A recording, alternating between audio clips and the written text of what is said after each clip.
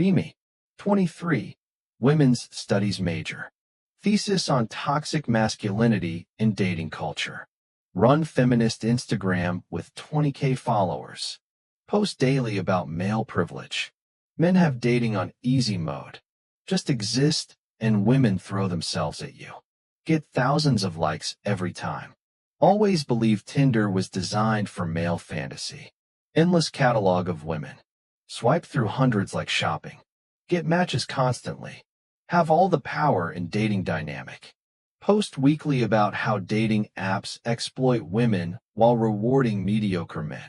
Average guy has more options than attractive woman. Feel intellectually superior about it. Monday night. Arguing with roommate's boyfriend Kyle about dating apps.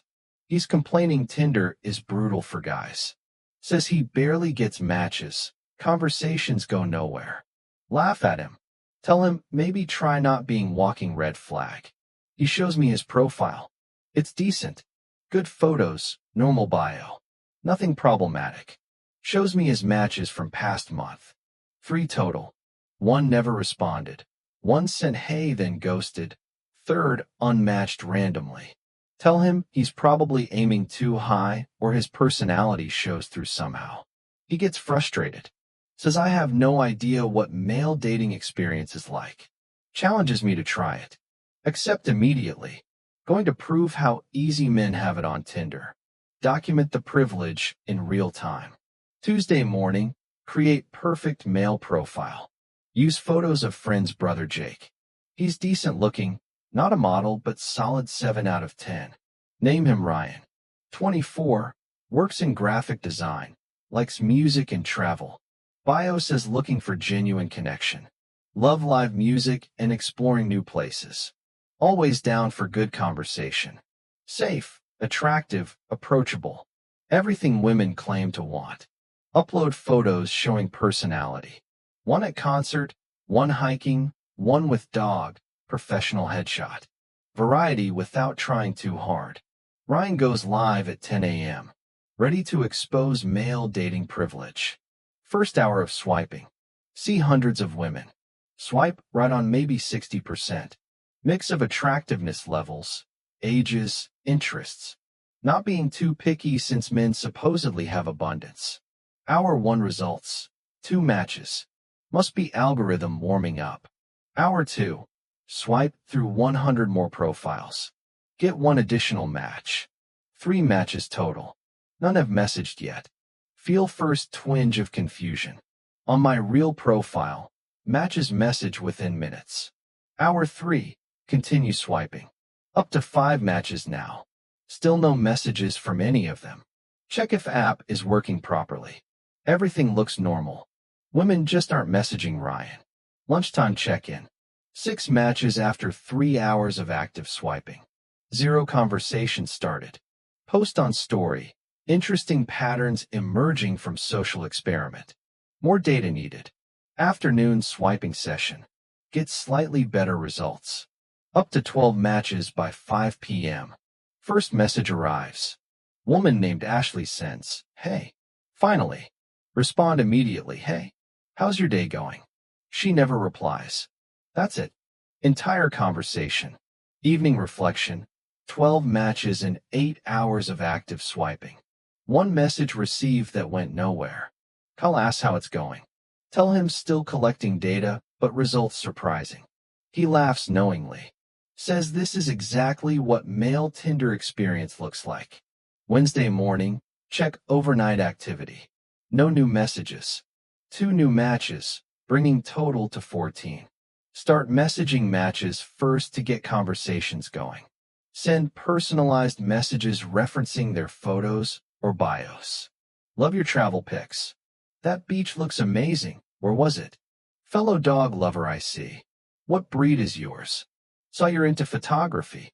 That sunset shot is incredible. Send 8 messages to different matches. Response rate, 1 out of 8. Single response, thanks. No follow-up from her. Feel genuine confusion. These are good openers. Show I looked at profiles, ask engaging questions. Why such low response rate? Wednesday afternoon, desperation setting in. Swipe right on literally everyone for 2 hours straight. Match rate increases slightly, up to 22 total matches. Send more personalized messages. Try different approaches. Funny observations about their photos. Questions about shared interests. Compliments on specific things. Just simple "how's your week going?" Response rate across all approaches, 15%. Of responses received. Conversation continuation rate, 10%. Basically, 1 in 100 swipes leads to actual conversation. Wednesday night, having small crisis. Check my real female profile for comparison. 47 new likes in past day. Dozens of unopened messages from guys trying to start conversations. Quality varies, but they're trying. The contrast is stark. Kyle checks in again. Ask him if this is normal. He nods sadly. Says he's been on Tinder for 2 years, been on maybe 15 dates total. Spends hours crafting perfect messages that get ignored. His most successful month. For matches led to 1 coffee date that went nowhere. Thursday morning, wake up to 0 new messages. 3 new matches overnight, now at 25 total. Becoming obsessive about checking app. Feel dopamine hit from each new match, then crash when they don't respond to messages. Starting to understand addictive cycle Kyle described. Try different messaging strategy. Be more direct, more flirty. You're gorgeous. Want to grab drinks? Love your vibe. Coffee this weekend? Think we'd have great conversation. Dinner? Results worse than before. Get called too forward by 1 match who then unmatches. Another says, "Wow, slow down there." Third just ghosts. Thursday afternoon, emotional breakdown beginning. Ryan has 31 matches now. Sent 20+ thoughtful messages. Had 3 conversations longer than 2 exchanges. 0 phone numbers. 0 dates planned. Success rate, 0%. If Ryan was real person, he'd be developing serious self-esteem issues. Every notification brings hope, then immediate disappointment when it's just new match who won't respond anyway. Thursday evening, try group analysis approach. Look at successful male Tinder profiles online for inspiration. All advice contradictory. Be funny but not try hard. Show personality but don't be weird. Be confident but not arrogant. Stand out but don't be too different. Realize there's no winning formula. It's just brutal numbers game where most attempts fail. Thursday night, Kyle finds me stress eating while staring at phone. Ask him how he deals with constant rejection. He says some days he doesn't.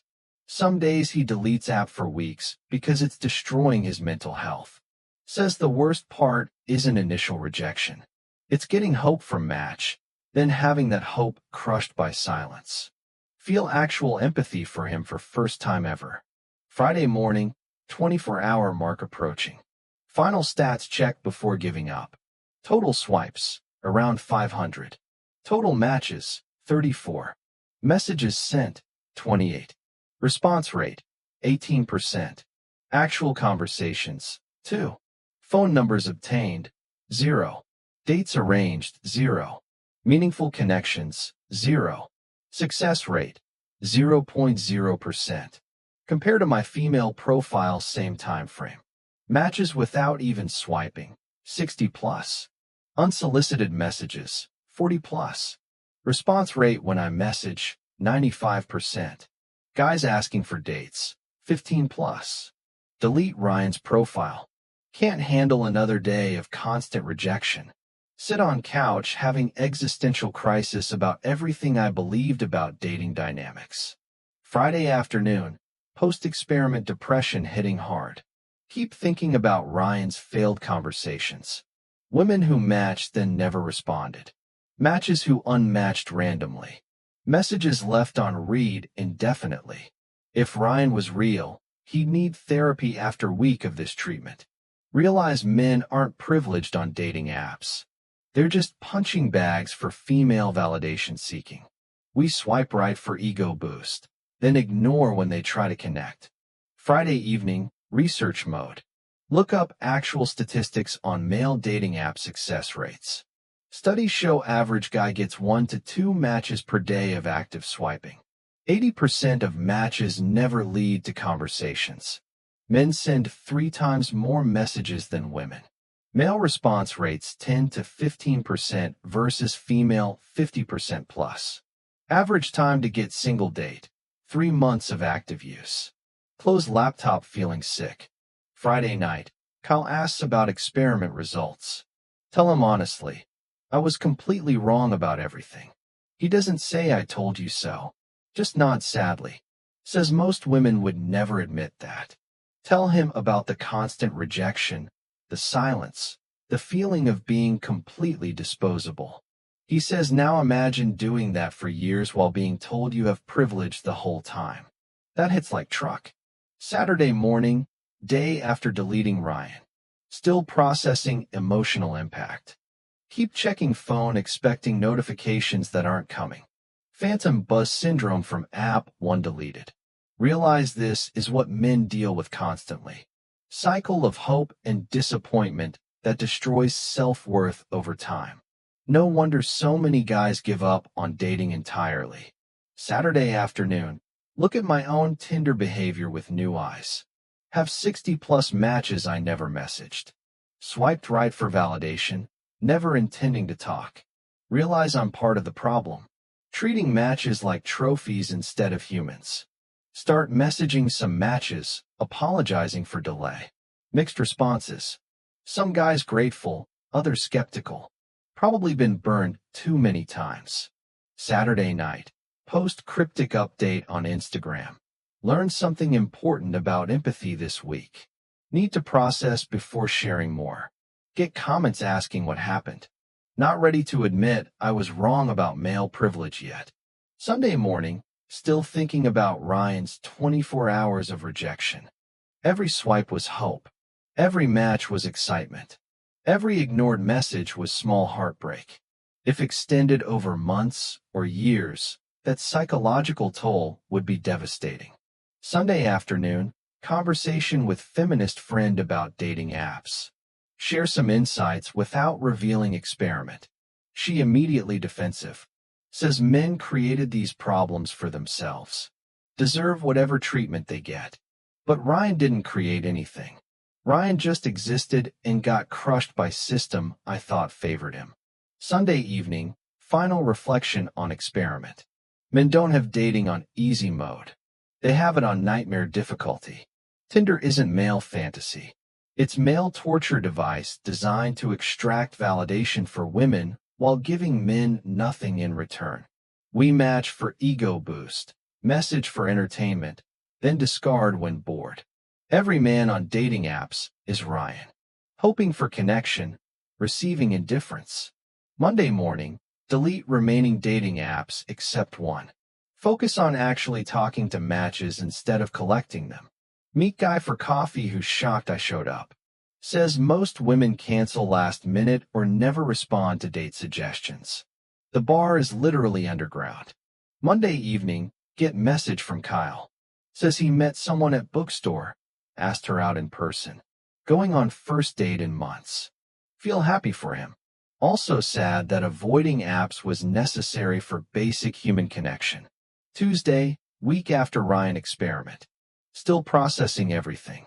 Post on Instagram about dating app insights.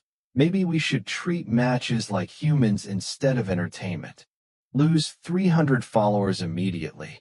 Comments calling me pick me and male sympathizer. But also get messages from guys thanking me for seeing their reality. Kyle tells me his date went well. They're seeing each other again. She actually responds to texts and seems interested. Feel proud of him for not giving up despite everything. Wednesday, realize how damaged dating culture has become. Basic human decency is now exceptional. Showing up is remarkable. Responding to messages is rare. We've normalized cruelty and called it empowerment. Thursday, change my entire approach to dating and social media. Stop posting about male privilege without acknowledging male struggles. Start recognizing that dating problems affect everyone differently. Begin treating matches like potential friends instead of validation sources. Friday, 1 week after Ryan's creation and destruction. Final thoughts. 24 hours as man on Tinder taught me more about dating reality than 4 years of gender studies. Men aren't privileged on dating apps. They're systematically rejected and ignored. Women aren't victims on dating platforms. We're often the ones causing emotional harm. Ryan lasted 24 hours. Real men endure this for years. That takes strength I never recognized before. Maybe it's time to stop assuming and start listening. Maybe empathy doesn't have gender restrictions.